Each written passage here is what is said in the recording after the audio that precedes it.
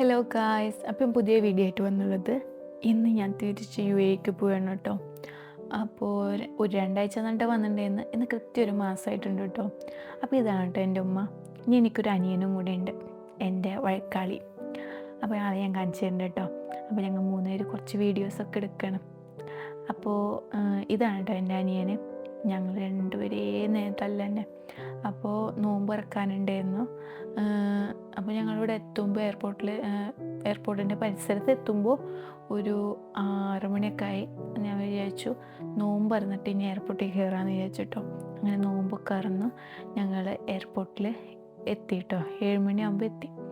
അപ്പോൾ ഇന്ന് വെച്ചാൽ എവിടെയില്ലാത്തൊരു തിരക്ക്. അപ്പോൾ ഞാൻ ഉമ്മയോട് ചോദിക്കുന്നുണ്ട്, ഉമ്മാക്ക് ഞാൻ പോകുന്നതിന് വിഷമമുണ്ടോ എന്ന് ചോദിക്കുന്നുണ്ട്. അപ്പോൾ ഉമ്മ പറയേണ്ടത് എന്തിന് വിഷമം, ഇനി ഒരു മാസം കഴിഞ്ഞാൽ വരൂലേന്ന് ചോദിക്കുന്നുണ്ട്. അങ്ങനെ മോളെ വെച്ചാൽ പോണ സമയമാകുമ്പോഴാണ് എല്ലാവരെയും കൂട്ടാക്കി തുടങ്ങിയത് കേട്ടോ. അങ്ങനെ നല്ല നീണ്ട ക്യൂ ആയിരുന്നു കേട്ടോ. അപ്പോൾ ഞാൻ ക്യൂവിൽ നിന്നില്ല. അപ്പോൾ ക്യൂവിൽ നിൽക്കാൻ അത്രയും വലിയ ക്യൂവിൽ നിൽക്കാൻ പറ്റില്ല കേട്ടോ മോളെ എടുത്തിട്ട്. അപ്പോൾ ഞാനൊരു 1000 റുപ്പീസായിരുന്നു.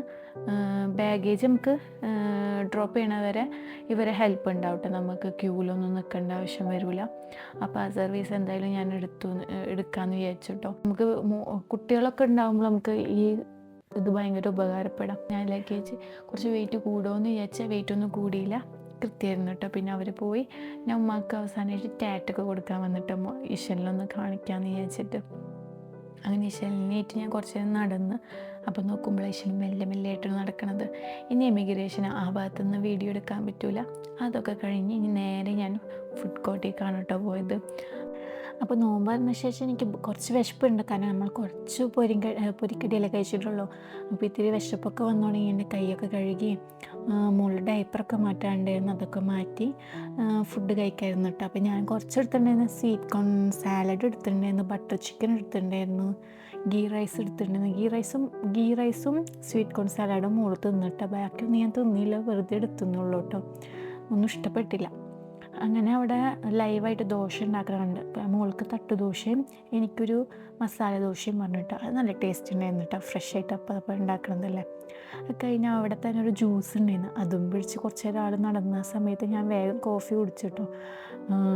ഇനിയും അധികം സമയമൊന്നുമില്ല ബോർഡിങ് തുടങ്ങാൻ. ഞാനൊരു 9:30ക്കാണ് ഫ്ലൈറ്റ്. ഞാനൊരു 9 മണിയൊക്കെ ആകുമ്പോൾ തന്നെ ലോഞ്ചിൽ നിന്ന് ഇറങ്ങി കേട്ടോ. അങ്ങനെ ഇനി നേരെ ഇനി ഗേറ്റിലേക്കാണ് കേട്ടോ. അപ്പോൾ എൻ്റെ ബോർഡിംഗ് പാസിൽ എഴുതിയുള്ള ഗേറ്റ് നമ്പർ 1 എന്നായിരുന്നു കേട്ടോ. അങ്ങനെ 1ൻ്റെ അവിടെ പോയപ്പോൾ വലിയ തിരക്കൊന്നുമില്ല. സ്ക്രീനുമ്പോൾ ബോർഡിങ്, എയർ അറേബ്യ ബോർഡിങ് ഒന്നും കാണുന്നില്ല.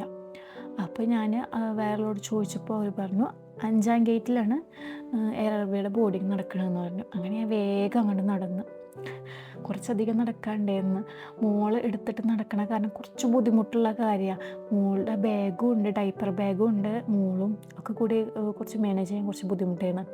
അങ്ങനെ എൻ്റെ സീറ്റും പറഞ്ഞാൽ കുറച്ച് ബാക്കിലായിരുന്നു, ഒരു 25 ആയിരുന്നു സീറ്റ് നമ്പർ.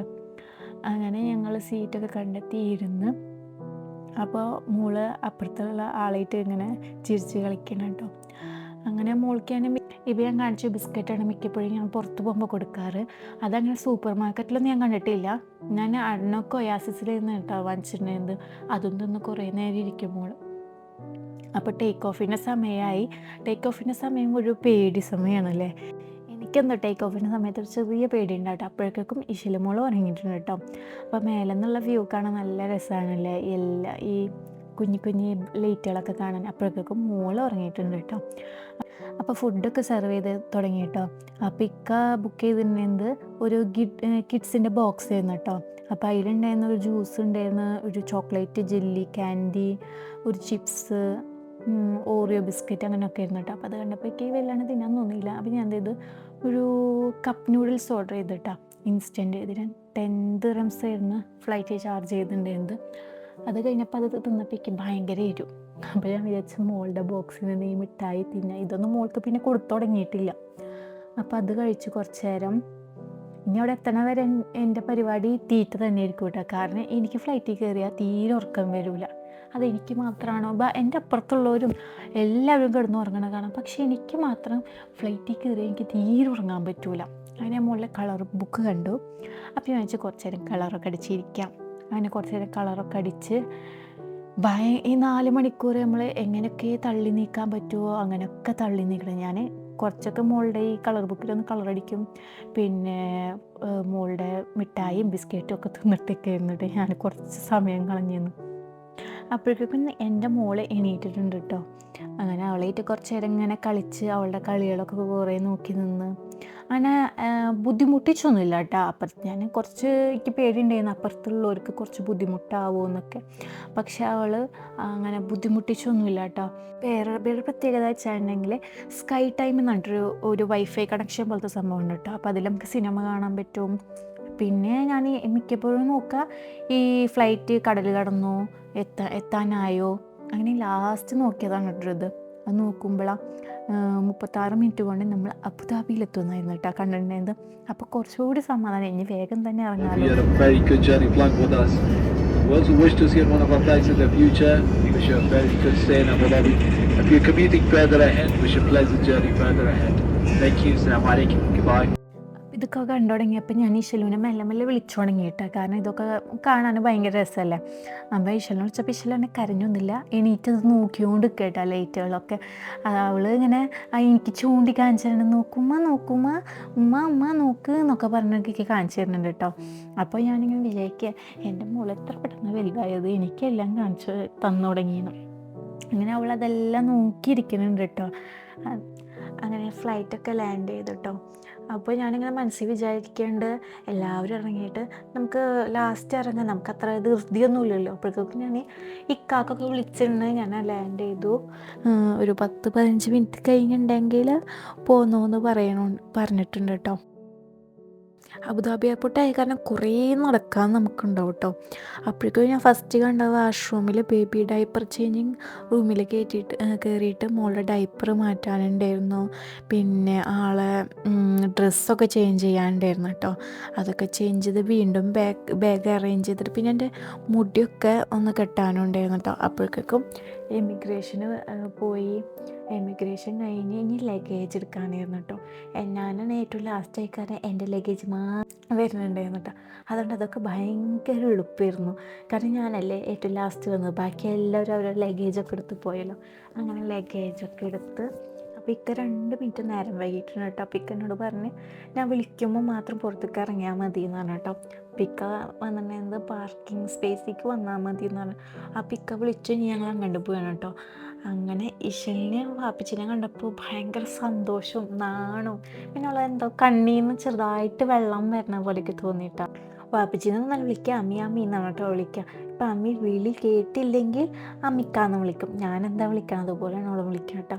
അങ്ങനെ അവൾ കുറച്ചധികം സന്തോഷമായിരുന്നു കേട്ടോ. അവൾക്ക് പുതിയ കിട്ടിയ ടോയും പിടിച്ച് അവൾ കുറേ നേരം കണ്ണീന്ന് ചെറുതായിട്ട് വെള്ളം അങ്ങനെ നിൽക്കണുണ്ടോ. സാധനങ്ങളൊക്കെ ഇനി ഇതിൽ വീണ്ടും വീട്ടിൽ പഠിപ്പിക്കണം. ഈ ശിലുവിന് ബൊമ്മ കൊടുത്തപ്പോൾ ഒരു കുഞ്ഞി സങ്കടം വന്നു. അങ്ങനെ അമ്മിക്ക പറയണ്ട, അമ്മിക്കൊക്കെ ചെറുതായിട്ട് വിശപ്പുണ്ട്. അപ്പോൾ നിനക്ക് വിശക്കണുണ്ടോ, എന്താ വേണ്ടത്, ബർഗർ വേണോ KFC വേണോ എന്താണ് വേണ്ടതെന്ന് ചോദിക്കണേ. അപ്പോൾ ഞാൻ ഫ്ലൈറ്റിൽ നല്ല തിന്ന കാരണം എനിക്ക് വലിയ വിശപ്പില്ല, അമ്മിക്കാക്ക് വിശക്കണുണ്ടെന്ന് പറഞ്ഞു. അപ്പോൾ അമ്മിക്ക പറഞ്ഞു നമുക്ക് അൽബേക്കിൽ പോയിട്ട് ഒരു ബർഗർ കഴിക്കാമെന്ന് പറഞ്ഞു കേട്ടോ. അപ്പോൾ അടുത്ത് തന്നെ ഒരു എന്താ പറയുക ഒരു അഡ്നോക്കുണ്ടായിരുന്നു. അവിടുന്ന് ഞങ്ങൾ ഒരു 4 ബർഗർ വാങ്ങിച്ച് വീട്ടിലേക്കും ഉമ്മാക്കും പപ്പാക്കും വേണ്ടേ. അപ്പോൾ ഇനിയുള്ള എൻ്റെ ഒരു എക്സൈറ്റ്മെൻ്റ് ആയിട്ട് ഞാനുള്ളത് ഇശലിൻ്റെ വലിയപ്പനെ കണ്ടാൽ ഇശല് എങ്ങനെയായിരിക്കും എന്ന് പറഞ്ഞു കേട്ടോ. അപ്പോൾ ഇശൽ വെച്ചാൽ എൻ്റെ അടുത്തൊക്കെ വരണേ ഇല്ല.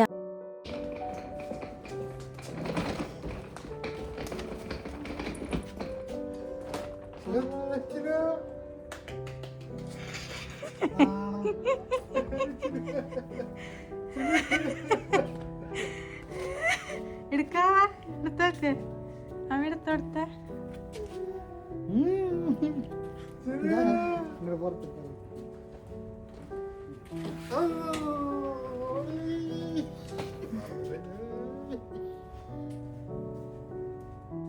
ആവശ്യമില്ല ഉമ്മടുത്ത ഉമ്മക്കെടുക്ക. അപ്പോൾ ഉമ്മാക്ക് വയ്യാത്ത കാരണം ഉമ്മ കിടന്ന് ഉറങ്ങി കേട്ടോ. ഉമ്മക്ക് ക്ഷീണം തലകറക്കൊക്കെ ആയ കാരണം. അപ്പോൾ ഉമ്മാനെ കാണിക്കാൻ പോയി കേട്ടോ. അപ്പോൾ ഇന്നത്തെ വീഡിയോ ഇത്ര ഉള്ളൂ കേട്ടോ. അപ്പോൾ എല്ലാവരും എന്നെ സപ്പോർട്ട് ചെയ്യണം. അപ്പോൾ അടുത്ത വീഡിയോ കാണുമ്പോഴേക്കും ബൈ.